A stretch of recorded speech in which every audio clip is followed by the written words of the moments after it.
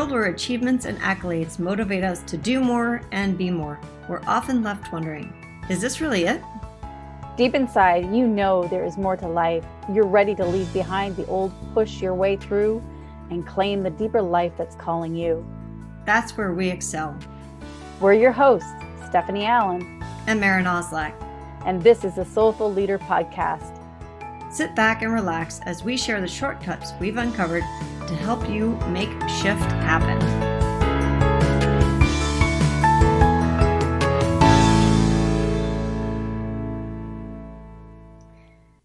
Hi, welcome to the Soulful Leader. We are so excited to be here today, and I was just having a moment out in my garden this morning, and I thought, what a great topic for discussion is questions. Having a question, and the reason I was in the garden, I was like kind of weeding in a little bit, and I have nasturtiums, and I planted these nasturtiums with just a couple of seeds, and it was so fascinating to me because the nasturtiums just flowed with abundance of seeds. Like I could plant so much more. And I got thinking about this, and I brought this up to Maren because she's an avid gardener. And Maren's question was like, this is so interesting. Like, how is this related to the empowering questions that we wanted to talk to you all today? So Maren, would you like to share what you shared with me about that relationship between caring and abundance of seeds with empowering questions? Yeah, I love gardening, as you know. Like you said, I'm an avid gardener. And I think that the draw of gardening to me is that abundance. It's like nature just keeps giving and giving. And when I think about an empowering question, so let's first talk to or address what is an empowering question. So when I think about an empowering question, throughout our days, our brains ask lots of questions, and usually they are disempowering questions. Things like, how could you be so stupid? What were you thinking? Oh my God. Like that, you can hear yourself, right? You can hear all of those little things that la, la, la, la, the little brain is just going at it, right? And it has a field day with us. Those are disempowering questions. And shifting to an empowering question, if you think about improv, the rules of improv are always yes and. And what yes and does, why that's a rule of improv, is that when energy gets stopped, it takes a lot to get it going again. Basic physics, right? Something in motion continues in motion. That's true for the energy. And so when you say no, when you stop something, the energy actually stops. And so for improv, yes and takes the energy and rolls it to the next thing. And go ahead. So a lot of it has to do with our thinking. Just like I was kind of relating it back to the plant, right? The plant is always reproducing. It's always in motion. Yes. Whether it's evolving or de-evolving, like it's decaying, it's always giving life. It's an ecology. And this is where we're shifting in the Soulful Leader, is that we're having our mindset look at a different way of doing business, a different way of being in relationship with ourselves, a different way around leadership. And this whole improv is like, when there's a thought in motion, it's going to keep going until it stops. And so and until something stops it, because if you have a devolving thought, meaning like, why are you so stupid? What's going to stop that thought? Right? So it will continue, like you said. Yeah. And the witness of our questions are always led in our life. So if we're saying, why am I so stupid? Our part of our brain, the reticular activating system of our brain, is constantly going to make you right.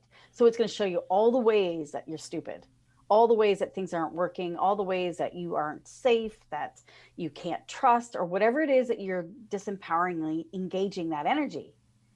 And that is like the plant, it's going to literally die. It's no longer going to reproduce, and it's not going to give back. Well, and so one of the things that our listeners may not realize is that our brains are question answering machines. That's what they do. And you can see that in a child. And we're trained as children to stop asking all those questions, right? Why is the sky blue? Why is this? We're curious, and our brains are curious, so it will seek the answer to the questions that we ask. And this is bringing it full circle. This is why it's so important, especially for us as leaders, to stop the disempowering questions and start asking empowering questions. The way I think of a plant is that its goal is to reproduce. And so it's always in that improv mindset of yes, and I've got sunlight and I'm going to do this. I've got water and I'm going to do that. Even I don't have the things I need and I'm still going to reproduce. I'm still going to. It's got that very clarity. It's got a lot of clarity of mission. And so it's very abundant because it answers that question all the time. And so if we can shift those disempowering questions and change that energy to an empowering question and get that energy rolling, like, why am I so blessed? Why am I so happy? Why am I so why is this day so amazing? And set your brain up to start answering that question. Imagine the difference that you'll have in your life. So I've heard it said before, it's like, if you want to know what questions you've been asking, take a look at what's going on in your life. So if things aren't working the way you would like them to do, there's probably a disempowering question that's leading it. So just like we're saying, why isn't this working? And then the brain, that answering machine, is going to constantly set up all the reasons why it's not working. And you're going to pay attention to that, conscious or unconsciously. That's what's going to happen. So if you're noticing this in your life, you can change the question. Yeah. And it sounds very simple. And it actually is very simple. And oftentimes our brains don't, we're looking for the complex answer, not the simple answer. So we just bypass that. We're like, oh, it can't be that easy. And actually it is. It does take attention, which we are not very good at. The stuff that's been running in the background, we just let it run. We don't pay attention to it. And we are so scattered, and our society has promoted this scattered, short, everyone talks about how much shorter our attention span has gotten. And taking that power back and saying that doesn't have to be the way that it is. I can actually train myself to pay attention. And even when you listen to the words, pay attention, right? We pay our attention, just like we pay money for something.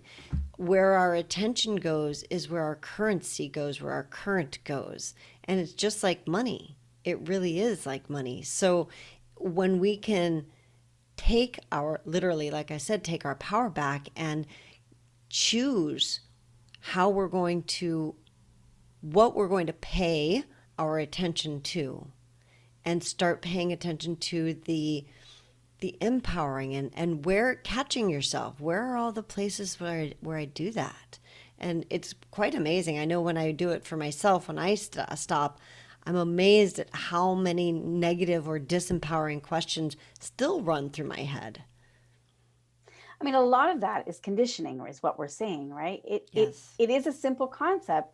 It's only challenging and difficult because we haven't conditioned ourselves. We haven't practiced it enough. And so we're defaulting back in an old conditioning that may have happened when you were just a little child, of when people shut you down to say, oh, stop asking questions. Can you just accept the way it is? And we have to recondition ourselves. We have to break that old way or that old habit and then say, okay, today I'm going to start off with a question. So this is a great practice to do for you all. start off with a question that you would like to live into, that you would like to see happen in your life. Like that simple thing of like, why am I so happy? Or why am I so healthy? Or why is everything working out for the better for me?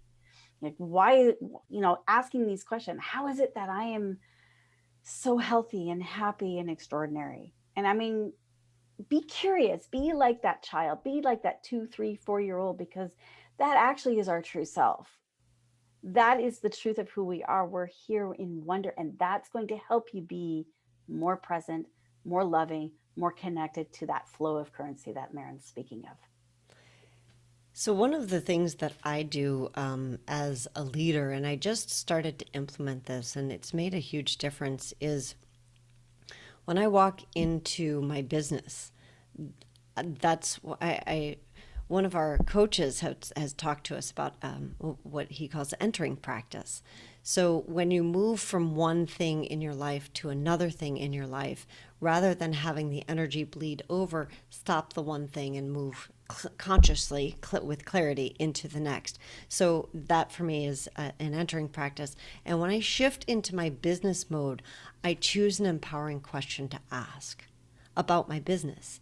And like, for example, if I go into my team meeting, the question that I start running in my brain is, how is it that all of my team members are the most amazing beings in the world?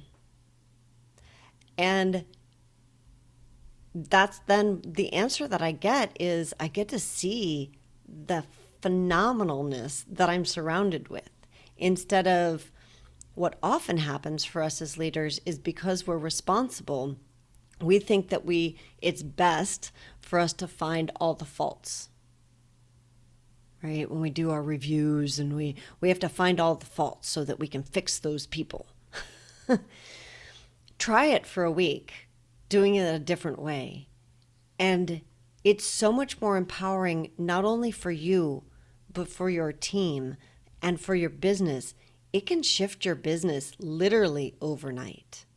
Literally.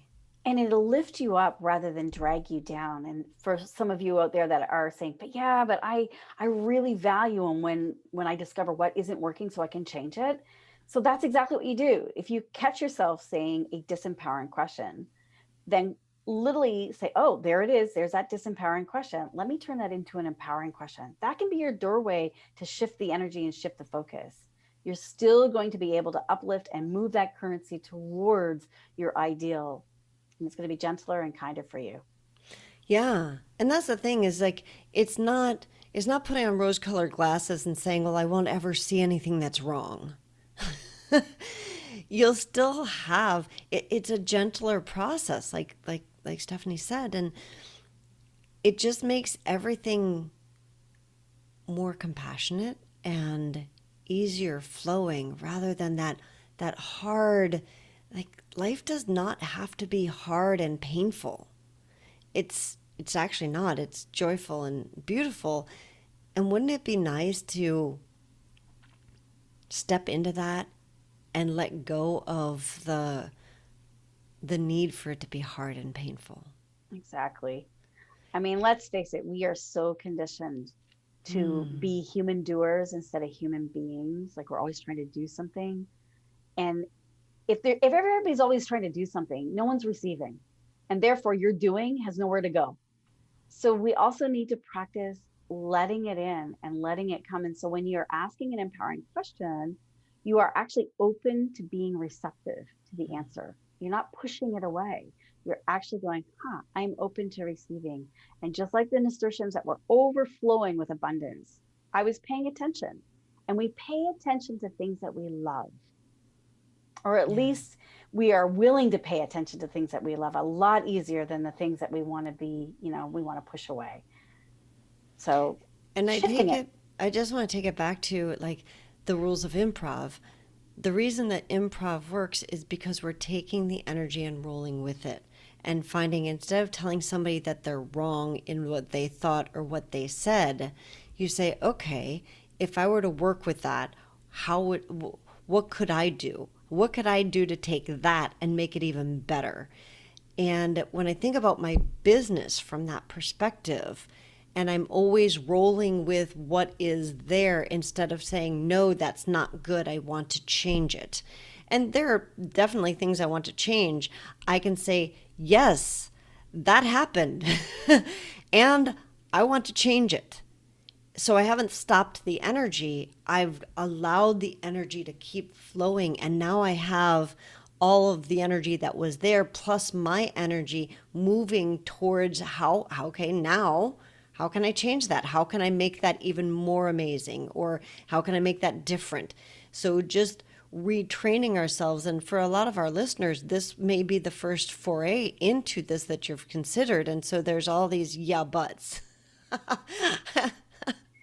So I would love to invite you all. So I know when I first learned how to do this, it was really challenging for me to think of an empowering question. I was really stuck because I was so conditioned about the disempowering, because I wanted to grow, I wanted to be better. And so I was very focused. So for all of you listeners out there, we would love for you to share your empowering questions with us. We'd love to, it's like a nourishment that we can all just add to it. And so if you are so inclined, please find us on Facebook, the Soulful Leader Podcast, or on our website. And we would love to hear from you. Send us an email. Great. Yeah, I would love to get into that discussion, because even if you have questions about empowering questions, let's discuss those, because as leaders, we know when we have a question, it not only helps us, it helps everyone around us. So yeah, let's get into that discussion. Please do visit us on our Facebook page or on our website. Poke at us. We'd love to hear from you. We hope you have a wonderful week, and we will chat with you next week.